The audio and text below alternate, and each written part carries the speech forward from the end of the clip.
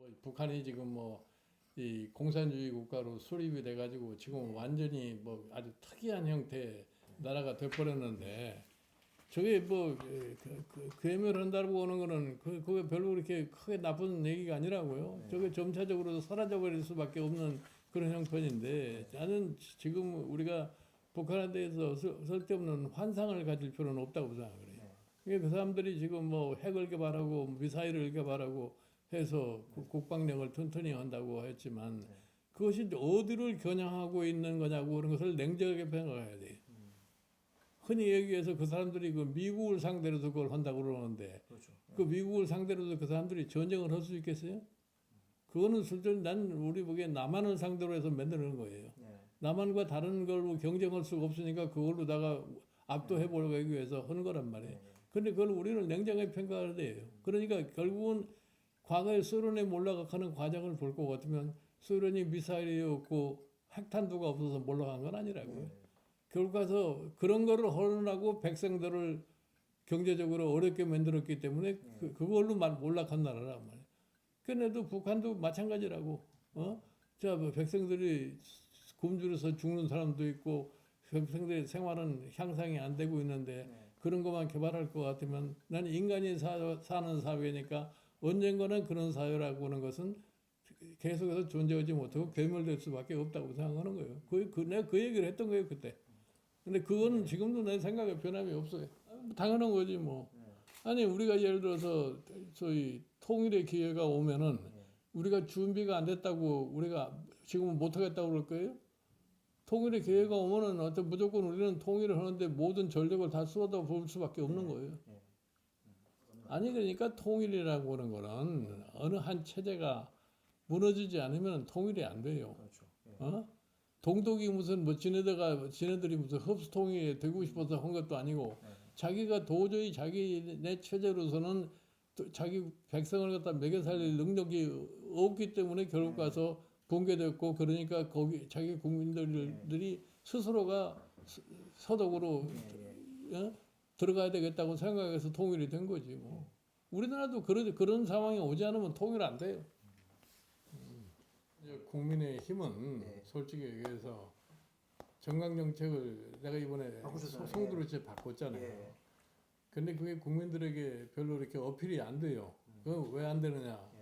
사실 정강 정책을 바꿨으면은 우리 저희 당에 소속돼 있는 의원들이 거기에 합당한 소위 의정 활동이 활발하게 이루어져야지 그래야지 국민에게 그 뜻이 반영이 될 거 아니에요. 근데 아직 그것이 안 돼 있기 때문에 소위 국민의 힘에 대한 일반 국민들의 회의론이 아직도 존재하고 있는 거라고.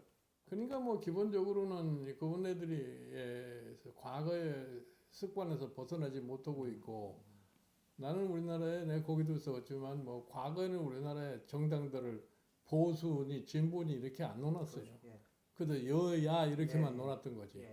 근데 저게 2000년대 들어오면서 소위 김대중 대통령이 16대 대통령 국회의원 선거에서 운동권 사람들을 많이 소위 공천을 하고 당에 소위 입당을 시킴으로써 그 운동권 사람들이 들어가서 자기네들의 소위 말하는 위치 설정을 어떻게 하느냐 하기 위해서 자기네들을 마치 진보로 표현을 한 거야. 386 세력 말씀하시는 거예요. 그 진보로 표현을 했기 때문에 상대적으로 진보라고 그러니까 이쪽 사람들은 그냥 우리는 보수다 이렇게 돼버린 거지. 솔직히 해서 지금 우리나라 보수가 무엇을 뜻하는지도 몰라요. 내가 그 책에서 보수로 설명을 했지만 보수라는 게 아무것도 않고 가만히 있으면 보수를 망할 수밖에 없어요. 보수가 자기네의 생명력을 지켜나가려면은 사회를 안정시키고 사회가 불안하면 자기네들은 그냥 무너져 버릴 수 있는데 그걸 미리서 해야지. 기본소득도 예를 들어서 지금 현재 우리가 4차 산업에 들어가고 로봇이니 무슨 뭐 저 AI니 뭐니 이런 것들이 다 인력을 대체하게 되면은 결국 가서 사람은 있는데 소득은 일자리가 없으니까 소득은 없어지고 그러고 나면 그 사람들이 먹고 살 게 없으니까 무슨 일이 벌어질 거예요. 그리고 소비가 안 되면은 아무리 물건을 싸게 생산하더라도 그 물건이 팔리지 않으면은 작동하지 않을 거 아니에요. 그래서 그 일정한 소비를 갖다 보장하려고 할 것 같으면은 기본소득을 갖다가 줘야 된다 하는 이런 뜻에서 얘기를 하는 거죠. 그러니까 지금 오늘날 내가 최근에 우리 당 의원들한테 네. 참고로 보시라고 루비오 루비오의 공공선 자본주의라는 걸 이렇게 돌려줬는데 그것도 미국도 오늘날 상황을 보라고요. 네. 왜 트럼프 같은 아웃사이더가 대통령이 될 수 있었느냐? 그 결과가 오늘날 미국 사회를 갖다 칼칼하게 찢어놓은 거 아니에요? 네.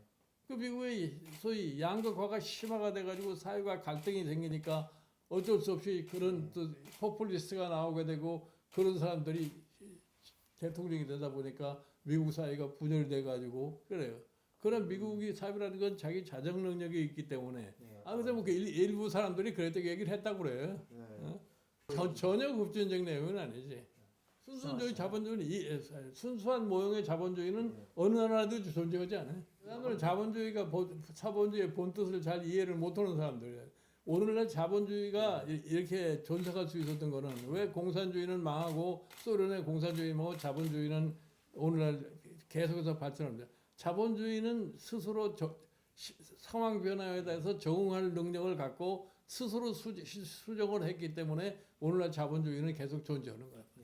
그래서는 시장 경제라는 것도 시장이 작동할 수 있도록 해줘야지 시장이 움직이는 거지. 네. 시장이 작동을 안 하면 예를 들어서 사회적으로 불안하고 시장의 기본 원리는 뭐냐?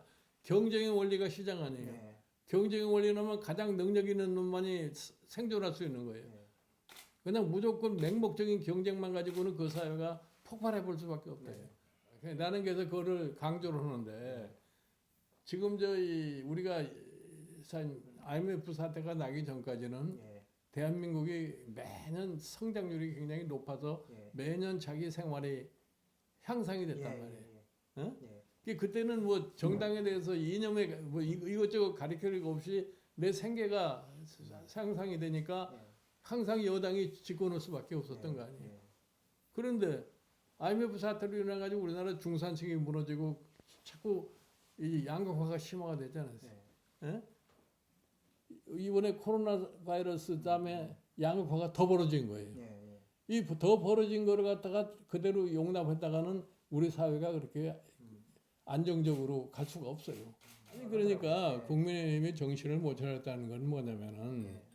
지난 4월 15일 총선에서 역대 야당이 이 수도권에서 이렇게 참패를 해본 적이 없어요. 예. 그러면 이 당은 지금 근본적으로 위기에 봉착돼 있다. 예. 그러니까 사람이 시대가 변하면은 시대 변화에 따라서 근본적으로 사고를 바꾸지 않으면은 소생할 수가 없어요. 사고의 전환을 하지 않으면은 기본적으로 성공을 할 수가 없어요. 그러니까 우리가 밤낮 이 국민의힘의 과거에는 기득권층, 돈 많은 사람들 이런 사람들만 옹호하는 그런 얘기만 한 거 아니에요. 그러니까 거기에서 탈피하고 새로운 기반을 어디다 두냐? 우리가 약자를 동행하면서 약자를 우리가 기반으로 하자 하는 그런 취지에서 내가 약자에 동행하는 얘기 한 거예요. 보수가 무슨 개혁 보수가 있고 무슨 안전 보수 뭐라고 그래요? 보수 뭐. 무슨 그거 다 그건 쓸데없는 소리라고. 실질의 행동을 뭐로 할 거냐를 얘기를 해야지. 거기에는 소위 반대 의론이 존재하지 않잖아요. 예. 조그만 반대 의론 존재하면 예를 들어서 금태섭 의원 같은 사람 소위 공수처법 할 적에 자기 기권했다고 그래서 그거를 이유로 해가지고서 공천 탈락을 시킨 거 아니에요. 조직도 그렇고 정부도 그렇고 반대의 목소리가 없는 조직이나 이 정부는 결코 안정적이지 못하다고. 오히려 그게 더 불안정한 조직이라고 생각하는 거예요.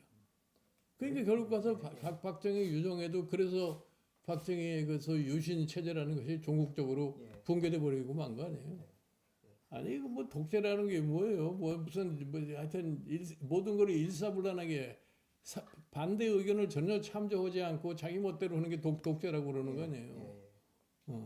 뭐 박정희 정권하고 성격이 꼬가지 닮았다고는 비교를 할 수가 없고 그런 방식이 지금 노정이 되고 있다 이런 얘기지. 나는 그렇게 해요. 나는 왜 그러면 소위 지금 뭐 우리 국민의힘에 대해서 과거에 국민의힘에서 뭐 상당한 위치에 있었던 사람들이 나오고 뭐 국민의힘이 지금 정권의 의지가 없다고 그렇게 얘기를 해요. 정권의 정권 탈환의 의지가 없다. 정권 탈환의 예. 왜 이렇게 무기력하다? 예. 왜 이렇게 극단적으로 뭘 이렇게 반대하고 안 하느냐? 예. 나는 그래도 국민이 얼마만큼 변화했다는 걸 알아야지. 그리고 과거의 체제와 지금 다른 게 뭐냐?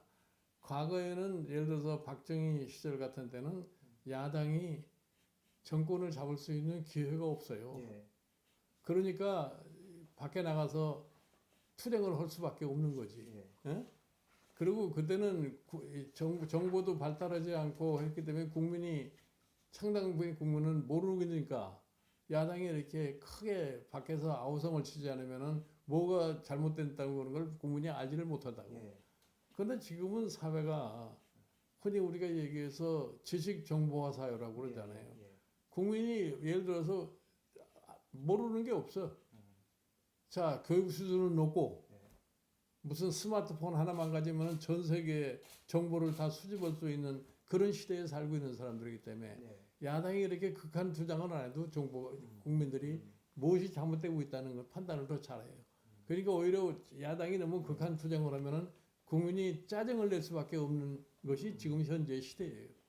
그러니까 정치하는 사람들이라는 거는 시대가 변화, 국민의 정서가 어떻게 변하느냐를 인식을 하고 국민 정서에 맞게 정치 활동을 해야지 국민으로부터 호감을 얻지. 그렇지 않고는 호감을 얻을 수가 없어요.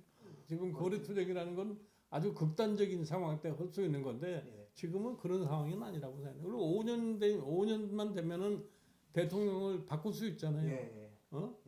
그러니까 국민들이 한 정권에 대한 평가를 할 수 있는 능력을 가졌는데 그러니까 그거를 받을 수 있는 자세를 빨리 정비하는 것이 야당의 급선무란 말이에요. 그러니까 사실은 무슨 규제를 풀어주느냐가 문제예요. 시대의 변화에 따라서 규제를 풀어줘야 할 게 있고 또 규제를 해야 할 게 있고 그런 거예요.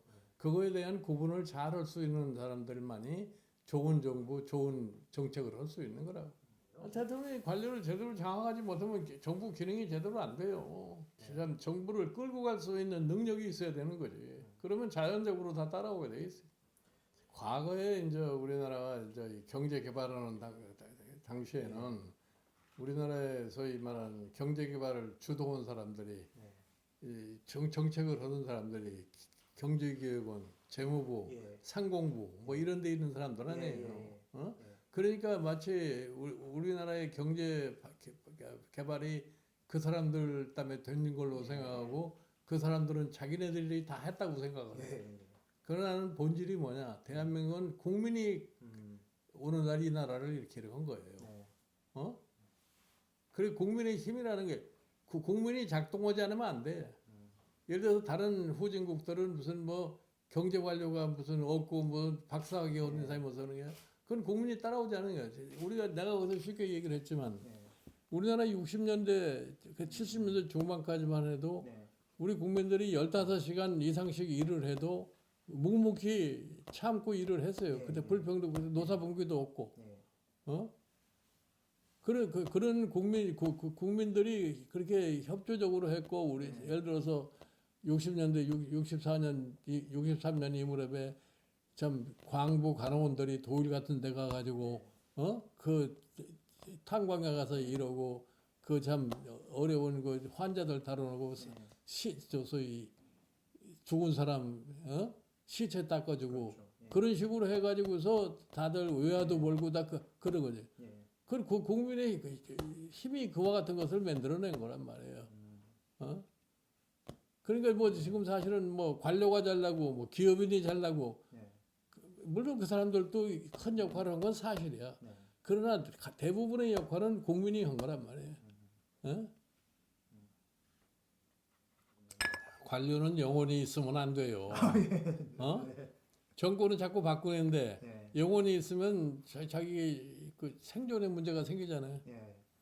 그러니까 관료는 영원히 없는 관료는 영원히 없다. 내가 이제 우리나라에 67년에 노태우 대통령 당선되고 난 다음에 내가 처음으로 87년에 관료는 영원히 없다고 그랬더니 그때 나한테 욕을 무지하게 하더라고.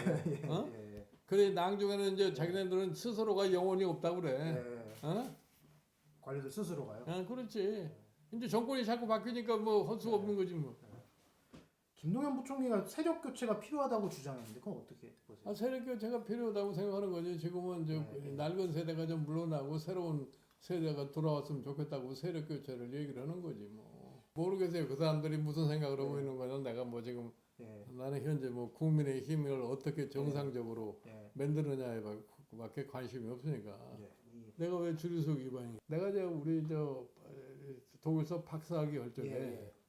우리 지도 교수가 나보고 아주 지독한 놈이라고 그러는데 그래 내가 이제 귀국을 하려고 그럴 적에 예. 나보고 뭐라 하냐면 그때 우리나라에 유신이 막 발표될 때야. 너 그 나라 가서 살 수 있겠어 그러더라. 어? 왜 그러냐 하더니 너 나한테도 이렇게 막 이렇게 논쟁을 하고 덤벼드는 놈인데 그런 권위주의적인 체제 가서 네가 살 수 있겠냐고 그러더라. 나는 지금까지 살면서 누구한테 내가 신세를 지거나 의존해 본 적이 없는 사람이야. 어? 그리고 나는 정치인은 기본적으로 얘기한 게 뭐냐면 누구 꼬북 노릇을 하면 안 돼. 무슨 뭐 누구 패다 뭐 누구 하다 말이야. 그러면 뭐 이런 것 독자적인 목소리를 할 수가 없어. 항상 종속된 인간으로 살 수밖에 없는 거야. 그런 정치인은 되지 말라고 그러는 거야. 자기 주관을 쌓고 정치라는 건 자기 스스로가 자기를 발전을 시켜야 할 책임이 있는 사람이지 누구한테 의존해가지고도 안 되는 거지.